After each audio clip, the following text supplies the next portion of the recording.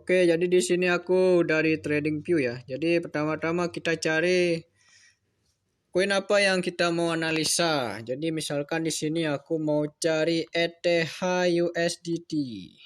Nah, di sini. Oke, kita klik ETH.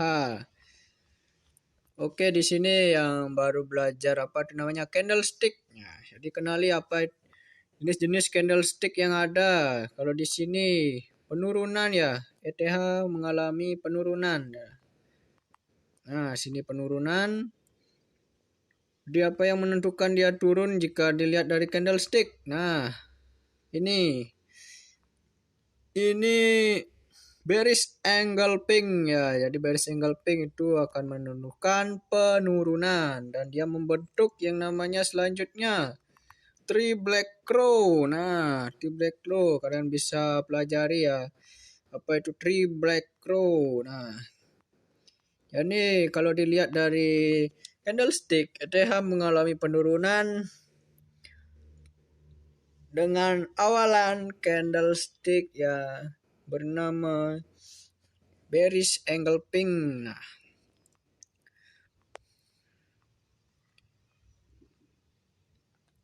sekarang kita coba cari penentuan penurunan jika menggunakan teknik yang lain.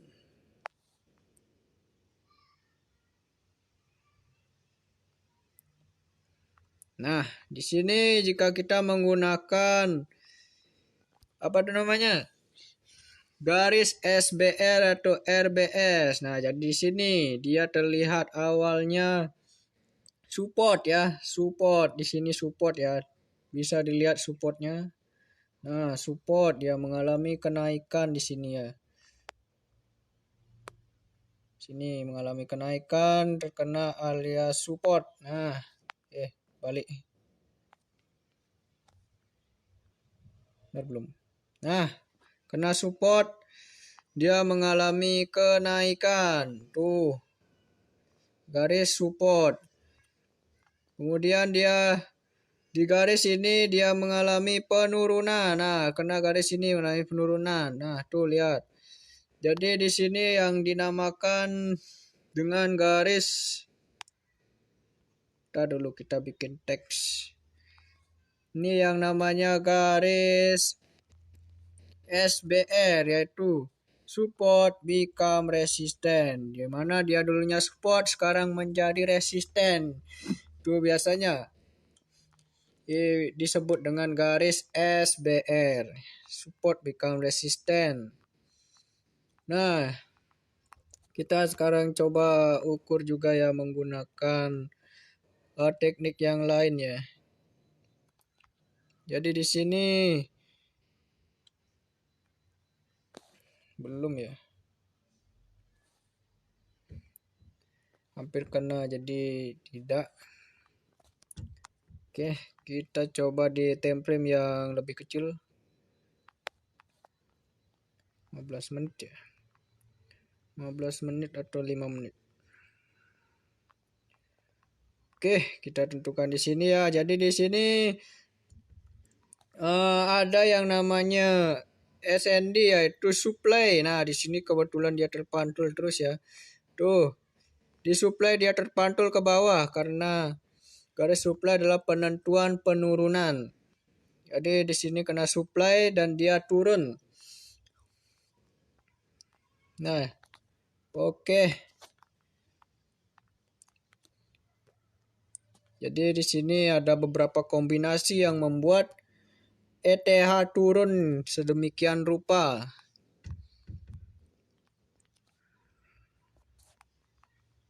Oke, ini time frame kecil ya.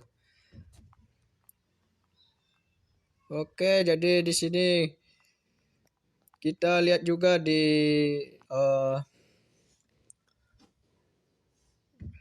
yang sebelumnya ya. Di sini ada juga apa namanya? Supply ya, supply di time frame yang lebih kecil. Nah, di sini supply dia turun. Nah, karena supply dia turun,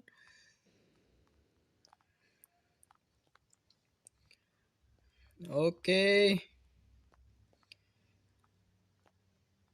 Dan kalau dilihat dari template kecil di sini, dia pembentukan yang namanya bearish harami. Bearish harami, oke. Kemudian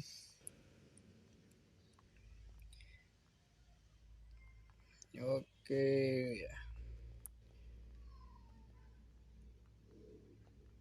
Dan di sini juga sebelum dia naik ada konfirmasi candle. Jadi kalian bisa pelajari candle-candle apa yang ada di chart ya.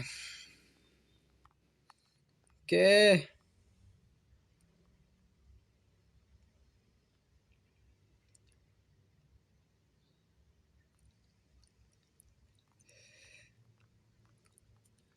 Oke, setelah itu di sini ada kenaikan ya, di sini ya, tandai panah. Nah, di sini ada kenaikan. Apa yang menyebabkan dia naik? Kita cari lagi. Ini kenaikannya lumayan ya. BR tidak. Oke. Di sini yang menentukan kenaikannya, kita lihat apa yang menentukan kenaikannya lumayan tajam ya. Nah, kenapa nih? Pibo ya, Pibo di sini terlihat dia terpantul di area Pibo. Coba kita lihat. Nge-wicks ya, area Pibo. Nah, di sini tuh dia terlihat kena area Pibo. Di Pibo ini dia naik 0618. Nah, ya, jadi di sini dia naik. Nah, tuh. Nah, jadi dia mengalami kenaikan di pantulan 0618. Jadi di sini Pibo berperan dengan kenaikan yang cukup lumayan ya. Jadi biasanya kita buat sinyal seperti ini. Kita reka ulang ya. Jadi kita reka ulang untuk pembuatannya, kita hapus biar lebih kelihatan. Jadi di sini ujungnya ya. Ini lebih kelihatan ya, biar lebih kelihatan. Oke. Oke, jadi kita buat tarikan Pibo dari bawah sini. Swing low ke swing high. Kita menentukan kenaikan. Nah, jadi kenaikannya di sini ya, sampai sini. Oke. Nah, di sini dia terpantul ya. Di area 0618. Nah, lihat banyak sekali pantulan di area ini. 0618. Nah, biasanya kita pembuatan sinyal atau analisa kita di sini ya. Nah, di sini kita buat pembelian dan kita tentukan di area 0618 dengan stop loss di bawah 0786 dan kita menentukan area TP max-nya di double top ya. Double top-nya di sini ya. Tuh di ujungnya. Nah, di ujung ya double top-nya. Nah, di sini kita menentukan area TP max-nya biasanya di sana. Nah, kemudian di sini terlihat dia terpantul tuh di double top, menentukan double top dahulu setelah kenaikan. Jadi setelah kenaikan pembentukan double top dia turun. Nah, di sini agak ngebreak sedikit. Nah, kita lihat nah, agak di break sedikit ya. Sedikit. Nah, jadi dia mengalami kenaikan lagi. Kita cari swing low di sini. Nah, kita hapus dulu di sini biar terlihat lebih rapi sedikit. Oke, di sini ada swing low dan swing high. Nah, di sini swing low. Di sana dia udah ngebreak berarti dia akan naik. Nah, di sini. Nah, ini template yang lebih kecil lagi nih. Jika dilihat dari template yang lebih kecil. Nah, tuh swing low, swing high. Ini udah sukses ya, yang ini sudah sukses dihapus. Nah, di sini dia terpantul lagi di 0618 nih, area 0618. Nah, kita buatnya sebelum di sini turun ya, di sini turun. Nah, di sini turun kita sudah buat analisa seperti ini nanti.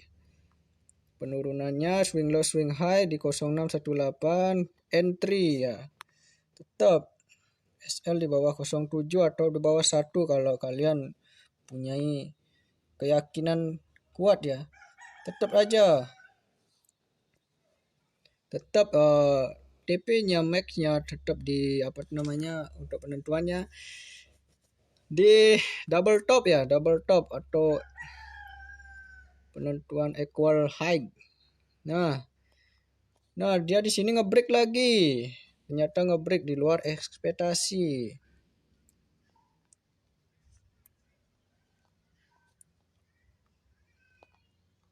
Nah, jadi seperti itu pembuatan sinyal ya. Jadi pembuatan analisa seperti itu.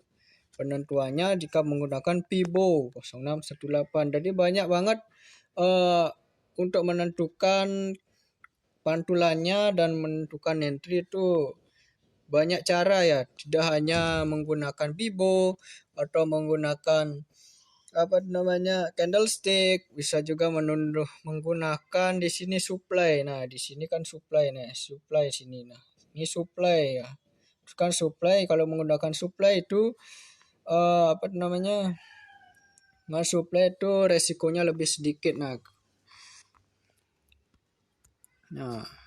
di sini ya penentuan supply dia turunnya signifikan karena dipadukan dengan garis SBR. Nah, supply dan SBR berperan kemudian mantul ke bawah. Jadi seperti itu analisa kita. Di sini kalau kalian menggunakan pola chart pattern mungkin ya karena beda-beda beda-beda cara menganalisa.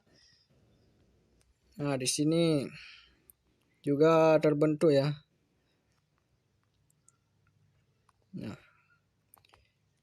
Nah, di sini tuh ada juga pola chart pattern di sini ya.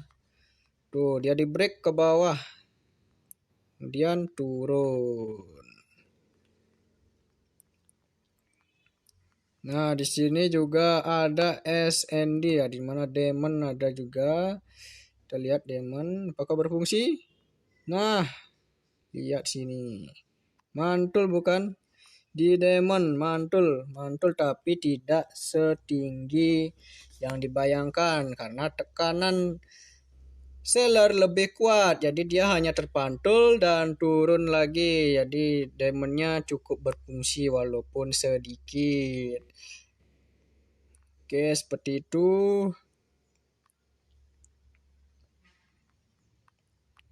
Oke, di sini dia ngebreak parah ya. Ini pembentukan break ya. Breaknya lumayan keras ya. Jadi di sini kalau dilihat di time frame besar ini bos kayaknya. Oke, ini mengganggu sedikit ya. Oke, time frame besar. Agak miring ya. Ya, masih turun ya. Di sini dia di break, ada kemungkinan lebih turun lagi.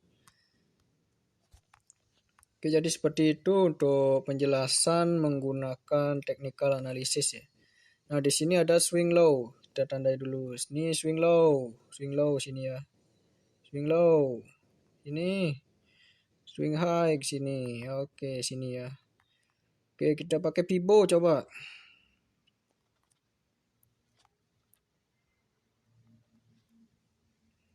Pibo 0618, kita lihat ada pantulan enggak? 0618 ya. Pattern dikit. Oke.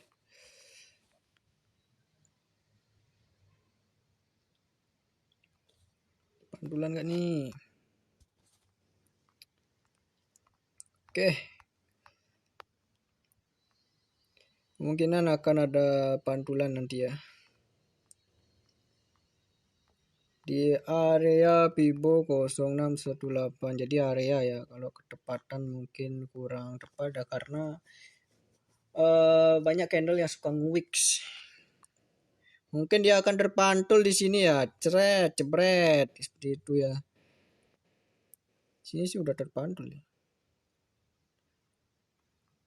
Jebret, jika dia masih kuat seller dia akan turun. Nah, jadi turun bisa sampai mana? Turun ke 07 karena ini time frame besar. Jadi kalau penurunannya itu lumayan banyak ya. kalau kalian entry lumayan banyak karena time frame besar walaupun sedikit 07. Nah, 07 sedikit saja itu udah banyak banyak banyak floatingnya. Nah, kalau kalian mau nunggu dia di area SND untuk pantulan, sini ada juga yang namanya demon terdekat. Nah, sini tuh sini demon terdekatnya. Nah, jika kita ntar dulu. Ini penentuan demon lagi. Oke, ini tuh jika cari swing low yang lebih besar lagi. Nah, penentuan kenaikan mungkin. Sini. Tuh, sini ya. Nah, kemungkinan seperti ini ya. Tuh, sini 0618 atau demon. Naik. Ya, seperti itu analisa. Analisa tidak selamanya 100% benar karena banyak teknik yang bisa digunakan.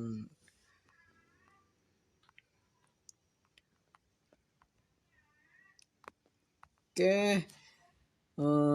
Sekarang kenapa dia turun? Oke, kenapa dia turun? Dia terkena. Oke, kalau di time frame besar ya kita cek kenapa dia turun. Oke. Jos kena SND lagi ya yang mengalahkan ETH USDT ya. Di ETH USDT ini dikalahkan oleh SND ya. Supply and demand. Banyak sekali ya dari break time frame kecil dia juga dikalahkan oleh SND tadi ya. Kita lihat coba. Oh, baterai habis. Tuh, SND yang ngalahin dia ya. SND yang mengalahkan ETH. Jadi ETH ini dikalahkan oleh SND ya. SND. Ini ya. SND yang mengalahkan ya. ETH. SND yang mengalahkan STH. Oke, di time frame besar kita coba cek lagi ya untuk lebih. Kenapa bisa SND? Ini apa nih ya? Sini SND juga yang mengalahkan.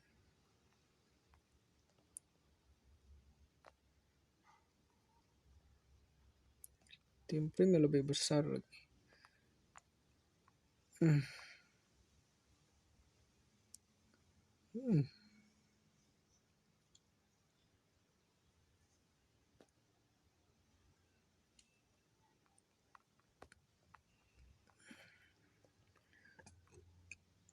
Oke, jadi seperti itulah penjelasan tentang ETH ya. Jadi buat kalian yang belajar teknikal itu banyak metode, bisa kalian pilih metode yang mana yang kalian sukai. Karena metode orang tuh beda-beda. Jadi kalau metode di sini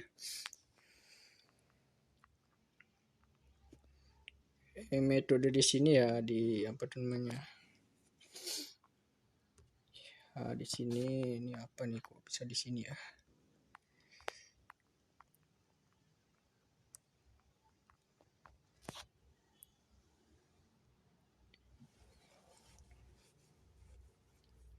Jadi di metode di sini seperti ini ya, menggunakan Fibo, kemudian mengandalkan support resisten yaitu SBR ya, support resisten tuh SBR RBS, support become resisten become support.